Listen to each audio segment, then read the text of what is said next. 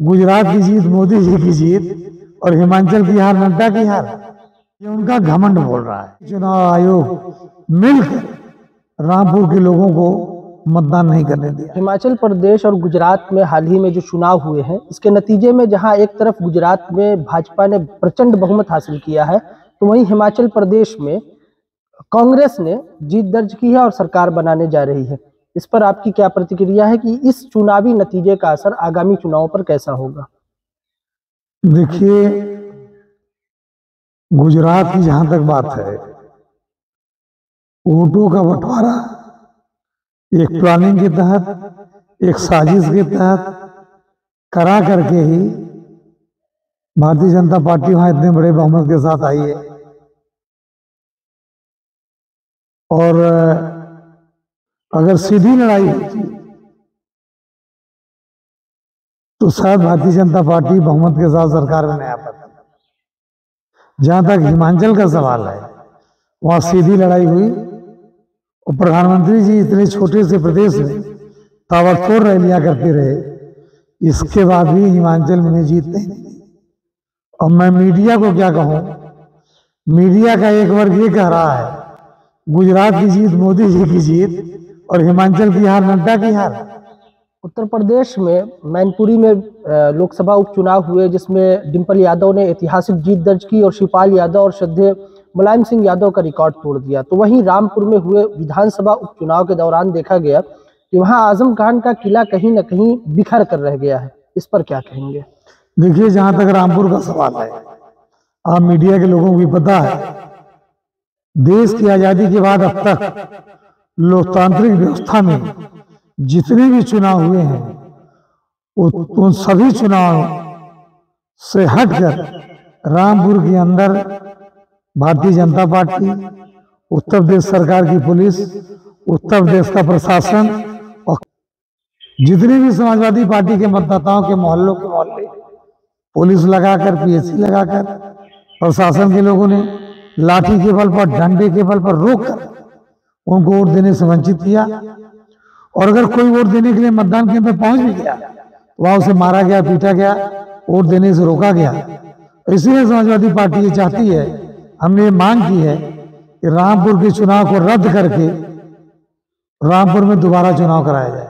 जहां तक मैनपुरी का सवाल है, मैनपुरी में मैं भी किसनी विधानसभा का समाजवादी पार्टी की तरफ से चुनाव का प्रभारी था। चुनाव को मैं देख रहा था किसनी विधानसभा में, और मैंने देखा किस तरह से पुलिस के लोगों ने, प्रशासन के लोगों ने, वहां का एसएसपी खुद भारतीय जनता पार्टी के कार्यकर्ता के रूप में पुलिस को निर्देशित करके गांव-गांव, मोहल्ले-मोहल्ले में गरीबों के, दलितों के, पिछड़ों के, शोषितों के मोहल्लों में पुलिस भेज कर लाठियां पिटवाने का, धमकाने का, धमकी देने का और बूथ पर न जाने का फरमान सुना रहा था। इसके बावजूद मैं बधाई और धन्यवाद देना चाहता हूं मैनपुरी की महान जनता को कि पुलिस की धमकी के बावजूद, पुलिस की लाठी के बावजूद वहां के मतदाता, सभी जाति वर्ग के लोग, विशेषकर पिछड़े, दलित और अकलियत के लोग, पुलिस के धमकाने के बावजूद अपने घरों से निकले और बूथों पर जाकर श्रद्धेय नेताजी को श्रद्धांजलि देने के लिए एक तरफा समाजवादी पार्टी को वोट देकर रिकॉर्ड मतों से श्रीमती डिम्पल जी को जिताने का काम। जौनपुर राज्य मंत्री गिरीश चंद्र यादव ने प्रेस कॉन्फ्रेंस के दौरान सपा सुप्रीमो अखिलेश यादव पर पलटवार किया है कि अगर समाजवादी पार्टी के अखिलेश यादव भाजपा में विलय कर ले तो उनको केंद्र में सेंट्रल में मिनिस्टर बनाए पर विचार किया जा सकता है। इस पर आप क्या कहेंगे? ये उनका घमंड बोल रहा है, और सत्ता का घमंड किसी को नहीं रखना चाहिए। सत्ता आती जाती रहती है। और मैं आपके माध्यम से उस माननीय मंत्री जी से पूछना चाहता हूं कि मैनपुरी विधानसभा के, और जहां मैं किसनी मैनपुरी लोकसभा की, और जहां मैं किसनी विधानसभा को देख रहा था, किसनी विधानसभा के जितने गांव वो प्रचार करने के लिए गए थे, क्या किसी बूथ पर भारतीय जनता पार्टी को जिता पाए? और मुझे तो यहां तक जानकारी है कि बहुत से गांव में गए, इनके प्रोग्राम लगे, ये लोगों से मीटिंग करना चाहते थे, लोगों ने इनकी मीटिंग नहीं होने दी, इनकी मीटिंगें गांव में नहीं होने दी। और जब ये मीटिंगें नहीं हो पाई तो प्रेस के सामने सत्ता के घमंड में उल जलूल बातें बोल रहे थे।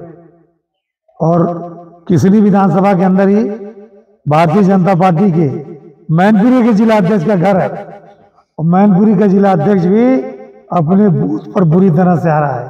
मैं माननीय गिरीश जी से पूछना चाहता हूं, आप बताएं कि मैनपुरी लोकसभा के किसने विधानसभा के किन किन गांव में गए थे, क्या वहां भारतीय जनता पार्टी जीती?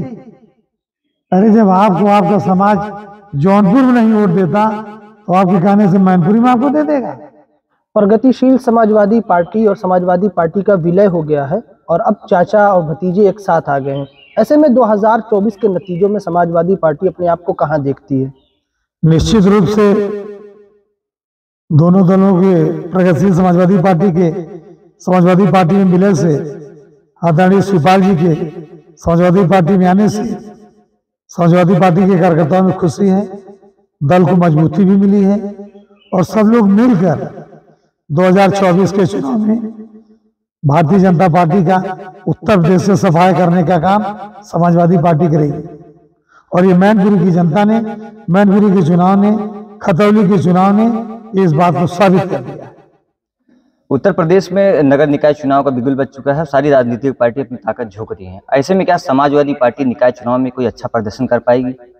बिल्कुल, समाजवादी पार्टी पूरी गंभीरता के साथ स्थानीय निकाय को लड़ने जा रही है और इस पर हमारी तैयारी भी चल रही है। अब आरक्षण भी आ गया है। हालांकि भारतीय जनता पार्टी की सरकार जिस तरह से बड़े पैमाने पर विधानसभा के चुनाव में विभिन्न विधानसभा क्षेत्रों में अंतिम समय में मतदाताओं के नाम काट करके चुनाव जीतने में सफल हो पाई थी, उसी तरह से प्रयास कर रहे हैं कि स्थानीय निकाय के चुनाव में भी जो समाजवादी पार्टी के वोटर हैं इनके नाम मतदाता सूची से काट दिए जाए। ये समाजवादी पार्टी का कार्यकर्ता चौकन्ना है और हम पूरी तैयारी के साथ हैं और हम गंभीरता के साथ इस चुनाव की तैयारी कर रहे हैं और हमारा प्रदर्शन भी अच्छा होगा।